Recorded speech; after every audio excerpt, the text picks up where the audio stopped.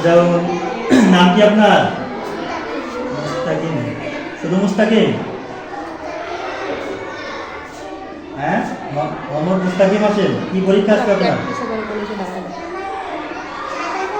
সাধারণ জ্ঞান। মৌখিক পরীক্ষা না লিখিত? মৌখিক পরীক্ষা। ঠিক আছে, আপনাকে এবার আমি 10টি প্রশ্ন করবো, 10টি প্রশ্নের উত্তর দিবেন আমাকে। হ্যাঁ, বলেন, মানব দেহের কয়টি মাথা আছে? একটি। মানুষ খাবার খায় কি দিয়ে? মানব দেহের কয়টি পা রয়েছে? পানির উপাদান কি কি? কোন গ্যাস আগুন নেভায়? পৃথিবী কি? সৌরজগতের গ্রহ কয়টি? বিশ্বের সবচেয়ে বড় মহাদেশের নাম কি?